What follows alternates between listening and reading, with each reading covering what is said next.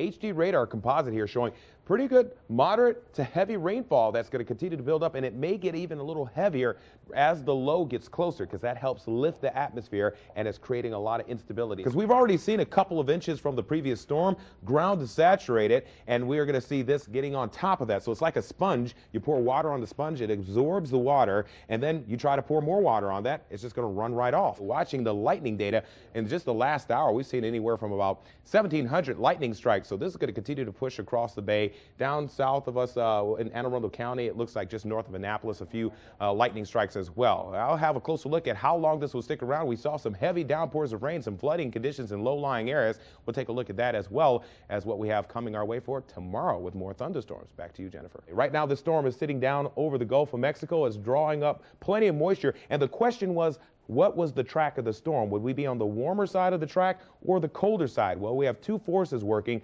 One is this area of low pressure. The second is a upper level low back to the west over the Midwest. As this tracks up, it looks like we will be in the core of the colder air. And as that moisture wraps in off of the Atlantic into that core of colder air, with the help of this upper level low, we have the potential of getting a nice amount of snowfall. How much did it leave? Well, we're talking about anywhere from about 14 inches up to about 26 inches. We've had several phone calls from viewers out there telling us how much they got, whether it be 17 inches or 20 inches or 22 inches or 14 inches. So along the I-95 corridor, there was a wide range of what we could have seen, but an average, I'm thinking, a pretty good average is right about 18 to 20 to 22 inches across the Baltimore, D.C. metro area. We can kind of see a little bit of a curving here, so there could be a potential hook echo trying to form, and you get that rotation in some of these storms. Now, this is a radar indicated storm, not yet a confirmed tornado touchdown, but nonetheless, we kind of see this wrapping around. That shows the potential. There it is again, right here, just south of Oxford, the potential of maybe a little bit of rotation in this cell as it continues to head down across the border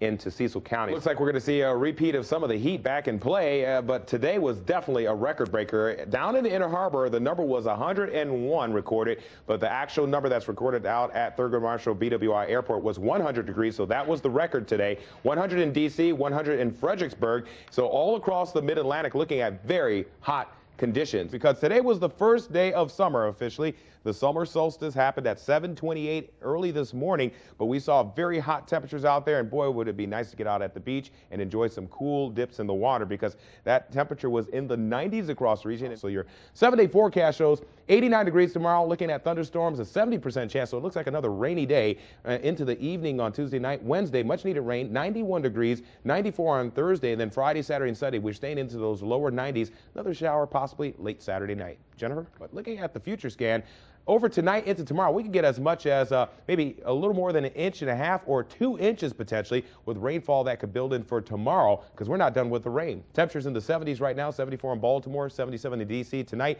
scattered showers still a possibility. 79 degrees is overnight low. I'll show you the next chance for thunderstorms coming up next. As you look outside, beautiful conditions. It doesn't look like anything is looming in the form of a hurricane, but yes, just down to the south, we do have this storm moving in, but it's hot out here. 91 degrees. The clouds are starting to gather as we start to see some of those cloud bands ahead of the storm move in. Now, looking at the watches and warnings regionally, we do have those hurricane warnings out over the Atlantic, and then tropical storm force winds that will be possible. So tropical storm warnings on the eastern shore, and then we also have in green here on the western edge of the Chesapeake Bay, coastal flood advisories, as that easterly wind laps that water in against the western portion of the bay, and you can get some minor flooding because of that. Looking at the regional temps, still on the hot side of things, cooler temperatures as the clouds start to move in. Look at Richmond and also Salisbury. That is a sign of the cloud cover starting to build in. In fact, high pressure off to the west is going to help spin the storm off back out into the Atlantic, but we're seeing that wrap in the first wedge of the clouds. These rain bands starting to make their way in on the southern portion of the state of Maryland and also into Virginia down towards Norfolk. And it looks like as we put this in the future scan, you see the storm moving up by overnight tomorrow morning, right around 6 o'clock, and then around 1 p.m. in the afternoon. You look at the wrapping around, it's mainly staying on the eastern shore. So they'll see tropical storm force winds 50 to 60 mile an hour. There's the cold front that's going to also help that storm kick on off to the northeast, breaks up, leaves us relatively dry around the central portion of the state. So the forecast looks like this.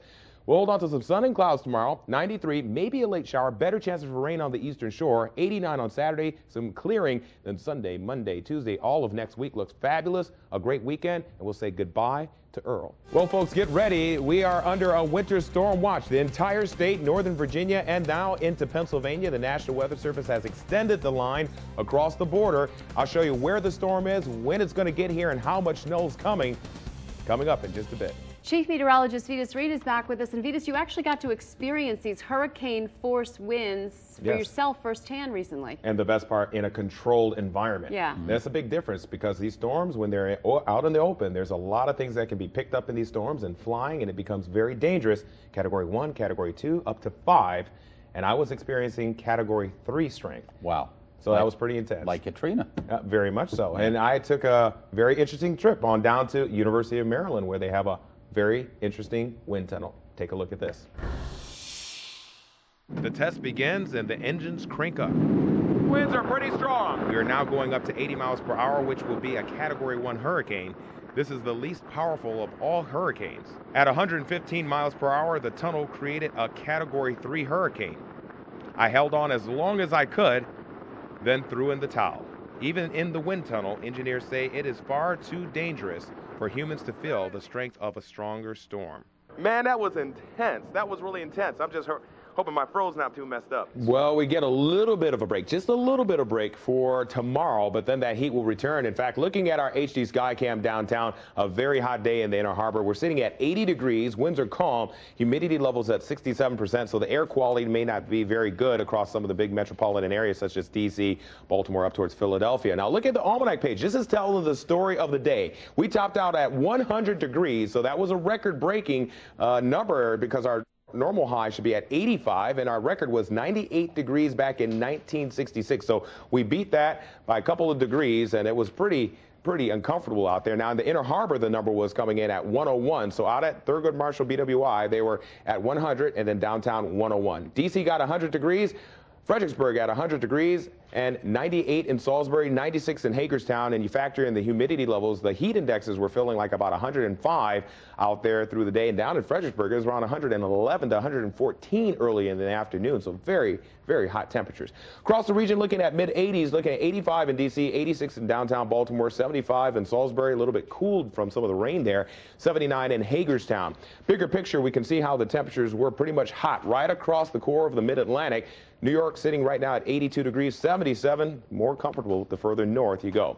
On the bigger picture, we did have that heat out there earlier today. We saw the hot air all across the mid-Atlantic. We saw all that heat that was out there. Now, the thunderstorms pushed through. We had a cold front that stretched through the area, and an area of high pressure just to the north of that, and that's helping bring down a northwesterly flow. So we're seeing a little change in the atmosphere, but what's going to happen is we'll get plenty of sunshine to kick off the weekend.